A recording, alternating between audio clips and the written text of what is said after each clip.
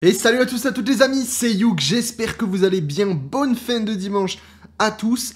Avant de se quitter pour cette fin de semaine, on est sur le Twitter de Zenless Zero France et on va voir ensemble les informations qu'on a eues, donc flash info. Vous allez voir qu'on va avoir des informations sur le kit de Vlad et surtout, on a enfin eu les informations par rapport à son arme, donc on va voir ça ensemble tranquillement. N'hésitez pas, le petit pouce bleu, l'abonnement, si vous voulez soutenir la chaîne, ça fait toujours plaisir.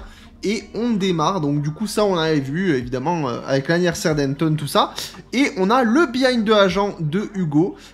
Qu'est-ce qu'il nous dit? Il nous dit cher proxy, voici donc le behind de agent, le format qui vous rapproche des agents. Récemment, le célèbre collectionneur Monsieur Hugo a appris que la rédaction était entrée en possession d'une précieuse pièce des oiseaux moqueurs, ce qui a vivement attiré son attention. Il souhaitait négocier avec la rédaction l'achat de cette pièce et offrir en plus quelques renseignements sur les oiseaux moqueurs. Qui aurait cru que la rédaction aurait un jour l'occasion d'interviewer Monsieur Hugo? C'est une occasion à ne pas manquer. Rendons-nous vite à la galerie pour rencontrer Monsieur Hugo.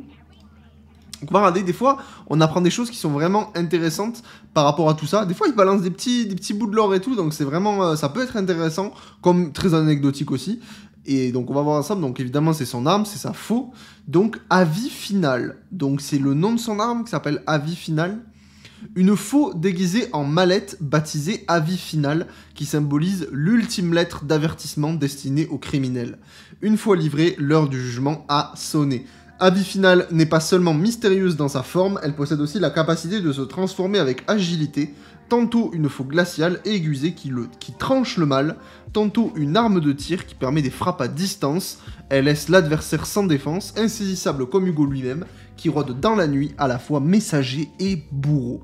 Et donc, c'est vraiment stylé. Moi, j'aime beaucoup l'idée, en fait. Ça change juste d'un archétype faux lambda. Ça permet de varier un petit peu. J'aime beaucoup l'archétype faux aussi. Mon préféré, ça restera Dual Blade, mais j'avoue que faux, c'est quand même ultra stylé. Et puis, franchement, pour avoir vu les animations de Vlad, ouais, c'est quelque chose, quoi. C'est vraiment quelque chose. C'est un banger.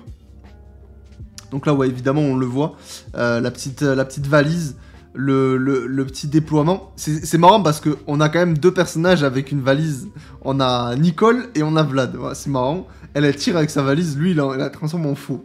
Bon, c'est marrant. Est-ce qu'on a d'autres trucs? On a aussi ici une autre petite info.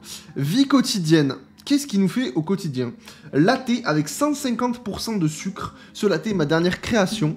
Je l'ai préparé avec du thé noir de première qualité et du lait frais livré aujourd'hui de la ferme. C'est mon chef-d'œuvre dont je suis le plus fier. Je vous en prie, servez-vous. Si Monsieur Hugo aime, c'est que ça doit être délicieux. J'ai aussi ajouté un demi-pot de miel aujourd'hui. C'est ainsi que j'aime le prendre. J'espère que ça vous plaira. Non, je ne peux pas. C'est quoi ce thé... Enfin, ce latte de zinzin, genre. Demi-pot de miel diabétique. Voilà. Tu finis diabétique avec lui. Au bout d'une semaine, c'est fini. 150% de sucre, c'est un malade. C'est un malade. Bon, évidemment, toujours les petits gags, on va dire, complètement exagérés. Une petite erreur. Pour tout vous dire, je suis un grand fan des oiseaux moqueurs. Je les étudie au quotidien. Par exemple, cette pièce que je porte à la taille. Pendant l'interview, Monsieur Hugo tente de détacher la pièce à l'effigie des oiseaux moqueurs de sa taille pour la montrer aux journalistes. Mais détache à la place une pièce étrangement familière, à l'effigie de Phaéton. Vive, comme je suis parti précipitamment ce matin, j'ai dû me tromper de pièce, regardons-en plutôt une autre. Ok, d'accord, j'étais en mode, mais qu'est-ce que c'est cette connerie? Ok, d'accord, en fait, elle s'est plantée, elle a pris une médaille Phaéton, parce que c'est Phaéton, ok, d'accord, j'ai compris le gag. Ok, c'est marrant. Les quiz de l'interview, vraie ou fausse pièce. Vous voulez en savoir plus sur les oiseaux moqueurs? Alors demandez au destin, lancez une pièce, choisissez pile ou face. Si vous gagnez, je vous dirai. C'est dommage, vous avez fait une erreur, mais en fait, cette pièce est face des deux côtés. Quoi? Et puis en réalité, c'est une pièce en chocolat. Je me demande bien où je l'ai déniché, quel dommage. Mais ça avait bien un côté pile et un côté face, non? Ouais, c'est débile. Les coulisses de l'interview où Vlad, il raconte n'importe quoi. Ok, bon, c'est marrant. C'est marrant, on n'aura pas appris grand chose, juste le nom de l'arme, qui est intéressant, avis final, on a un peu le lore, etc. Pourquoi il l'a baptisé comme ça? Pourquoi pas? On a aussi les présentations des mécaniques de l'agent de Hugo. Fin de la mise à jour, les informations de combat concernant l'agent Hugo ont été enregistrées dans la base de données. Analyse du contenu clé terminée. Veuillez jeter un coup d'œil, pile ou face, de quel côté la pièce du passeur de l'outre-monde tombera-t-elle? L'art, toujours Hugo. très stylé ce petit art. Et donc là, bon, évidemment, on nous montre un petit peu des choses qu'on nous avait déjà présentées lors du live. Si vous l'avez pas vu, ça va être le moment de récapituler un peu tout ça. On va pas revenir sur tout. Il nous parle donc voilà, bon, attribut, sa spécialisation, sa faction, ça, tout ça on sait. Bon, il nous explique ce que c'est la spécialisation attaque qu'on connaît évidemment. Ce qui nous intéresse, c'est ce qu'ils nous disent. Hugo est un agent doté d'un mécanisme spécial appelé somme finale. Si la cible ennemie est étourdie, certaines des compétences de Hugo peuvent déclencher l'effet somme finale sur la cible. Cet effet met fin à l'état d'étourdissement de la cible, inflige d'importants dégâts en fonction de la durée d'étourdissement restante et accumule une certaine quantité de confusion. Il peut également enchaîner avec un tir après certaines de ses compétences. Donc là c'est intéressant. C'est-à-dire que ça met fin à l'étourdissement de la cible, qui va permettre d'appliquer des effets en plus, et ça va ajouter une certaine quantité de confusion. Alors, il faudra voir les valeurs, évidemment, mais ça peut être vraiment intéressant. Tout simplement, tu le combines avec un Lycaon et un Lighter. En fait, il faudra voir, je sais pas trop comment ça va se passer. Est-ce que le meilleur duo de Vlad, ça va être Lycaon, ou est-ce que ça va être Lighter? J'imagine quand même que ça va être Lighter. Mais, et après en troisième... Après, je pense que, dans tous les cas, les deux se jouent. C'est-à-dire que tu peux jouer Vlad, Lycaon et Lighter, donc en team de 3, ou sinon tu joues Vlad avec soit Lycaon, soit Lighter, et en troisième, bah, tu mets un support, tu mets une Astra, ou tu mets une César, bref, peu importe, vous avez capté. Je pense que ça va être dans ce genre-là pour les teams. Lorsqu'il y a un autre personnage confusion ou de glace dans votre escouade, les dégâts infligés par l'enchaînement de Hugo augmentent. Ces dégâts augmentent davantage contre les ennemis normaux.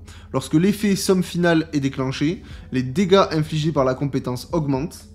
L'attaque spéciale X génère de l'énergie supplémentaire lorsqu'elle déclenche somme finale sur des ennemis normaux. Cet effet de récupération d'énergie peut être déclenché une fois dans une certaine durée. Donc bon, ils nous disent que les dégâts infligés par l'enchaînement de Hugo augmentent. Donc forcément qu'une Astra est vraiment pas déconnant par rapport à l'enchaînement. C'est toujours très cool. Donc j'imagine, voilà. Donc soit vous faites Lycaon, Lighter, Vlad, soit vous faites soit Lighter, soit Lycaon, Vlad et Astra, ça sera très bien à ce niveau-là. Ok, donc ça là-dessus, ils nous mettent quand même des petites infos à côté, qu'on va lire vite fait quand même. Comme ça, on sera vraiment au courant de toutes les news qui sont tombées. Du coup, je sais même pas quand est-ce que c'est tombé, je crois que c'est tombé aujourd'hui, tout ça. Ouais, c'est tombé aujourd'hui.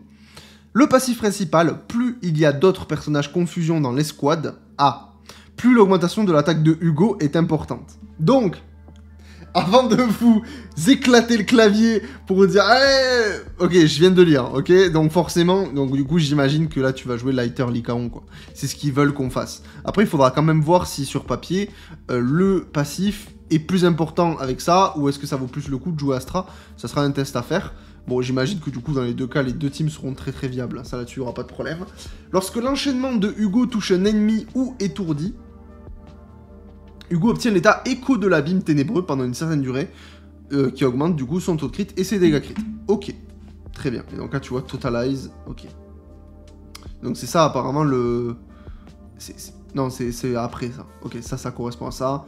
Ça, il nous le montre pas. Mais, ok, on a quand même ce petit... Je sais même pas ce que ça représente. Ce petit buff qui nous dit que... en fait, le passif est actif. J'imagine que l'écho, du coup, de l'abîme ténébreux est actif. Ça, c'est bien qu'il nous l'affiche. Ah, mais d'accord, en fait, c'est... c'est en dessous le mob. Ou c'est en dessous de sa vie. Je sais pas trop. J'arrive pas trop à voir. Je sais pas. Non, je crois que c'est en dessous de ses PV à lui. Bon, dans tous les cas, c'est bien qu'il l'affiche. Donc ça, c'est cool. Somme finale. Lorsque le coup final d'une attaque spéciale X ou d'un ultime touche un ennemi étourdi, cela déclenche l'effet somme finale sur cet ennemi. Ça, c'est ce qu'on avait eu tout à l'heure. Au moment du déclenchement de l'effet somme finale, plus la durée restante de l'étourdissement est longue, plus le multiplicateur de dégâts de la compétence est élevé. Et je rappelle que Lighter vous permet de faire durer la durée d'étourdissement de l'ennemi plus qu'un personnage lambda. Donc vraiment, c'est signé en mode... On te crie de jouer le personnage avec Lighter depuis tout à l'heure. Une fois l'effet somme finale déclenché, l'état d'étourdissement de l'ennemi prend fin immédiatement, et une certaine quantité de confusion est accumulée en fonction de la durée d'étourdissement restante au moment du déclenchement de somme finale. Donc en gros, somme finale, il faudra vraiment le lancer rapidement. Lorsqu'une attaque spéciale X touche un ennemi qui n'est pas étourdi, la confusion provoquée par l'attaque augmente. Ok. Bon, c'est pas compliqué. Lorsque l'ennemi est étourdi, vous appuyez soit sur la touche, soit sur l'ultime. Ok. Bah écoutez, c'est sympa. Donc le mettre avec Pulcra et Gâchette, ce serait une bonne idée. J'ai rien à lire le message. Et en vrai, ça peut se faire. Parce que Pulcra, c'est un personnage confusion, donc ça fonctionnera. Alors après, c'est clairement pas la meilleure des teams, mais j'imagine que ça peut se jouer aussi. Effectivement, on a Pulcra qui permettra d'activer la confusion. Gâchette qui te permettra du coup d'appliquer la confusion de loin, enfin en gros en off quoi. Donc en vrai, oui, c'est une team qui est complètement jouable et c'est intéressant. Donc écoutez, ça fait plaisir. Et voilà, ce qui nous intéresse le plus, où on n'était pas au courant, c'est le moteur qu'on va voir, l'arme de Vlad, qui nous dit le dernier moteur rempli de la version 1.7 et même de Zenless Zone 0 saison 1. Hein, c'est la dernière arme limited qui va arriver. 1000 facettes du soleil déchu arrivent. Emportez notre moteur ampli spécial avec vous et faites de chaque exploration dans les néantres une promenade dans le parc. Cette rubrique est sponsorisée par le collecteur Monsieur Hugo. Ok, bon bref. Bla bla bla. 1000 facettes du soleil déchu. Mockingbird. Très bien. Qu'est-ce que ça nous dit tout ça? Qu'est-ce que ça nous raconte? Taux de crit de 24%. Attaque de base 713. Ok. C'est une bague. Les dégâts crit augmentent de 45%. Ah ouais. Lorsque le porteur inflige des dégâts de glace avec une attaque spéciale X, un enchaînement ou son ultime, il bénéficie de l'effet exécution au 0 absolu pendant 3 secondes. Ok. Lorsque l'effet exécution au 0 absolu est actif, les attaques du personnage ignorent 25% de la def de l'ennemi. Waouh. Ah ouais. Le coup de... En fait, à partir du moment où tu permet à un personnage d'ignorer la def adverse, c'est super fort. Voilà. Là, c'est 25%. C'est vraiment fort. Alors, attention, parce que c'est pendant 3 secondes. Donc, c'est là où il faut en profiter. C'est-à-dire, si tu joues l'arme, vraiment, bah, quand t'es directement dans l'état exécution au 0 absolu, là, il faut que tu lances ton ultime. C'est là où tu mets ton burst, en fait. Mais c'est fort. C'est très, très fort. Alors, il n'y a pas 36 milliards d'effets. C'est clair, net, précis. Plus les dégâts critiques augmentés de 45%, plus nativement le taux de crit qui est de base à 24%, avec une attaque de base de 713, c'est une très très bonne arme pour Vlad. Hein. Clairement, là, l'arme est vraiment cool. Et en plus de ça, bah en fait, je suis en train de me dire que tu peux complètement mettre l'arme sur une Hélène, par exemple. Les dégâts crit augmentent de 45%, c'est toujours très très appréciable sur une Hélène. Parce que le porteur affiche des dégâts de glace avec une attaque spéciale X, enchaînement ou une ultime. Ouais, tu peux faire ça. Alors, en fait, c'est là où c'est intéressant. C'est que ça dit que c'est lorsque le porteur va infliger des dégâts de glace avec une attaque spéciale X, enchaînement ou son ultime, il va bénéficier de l'effet exécution au 0 absolu pendant 3 secondes.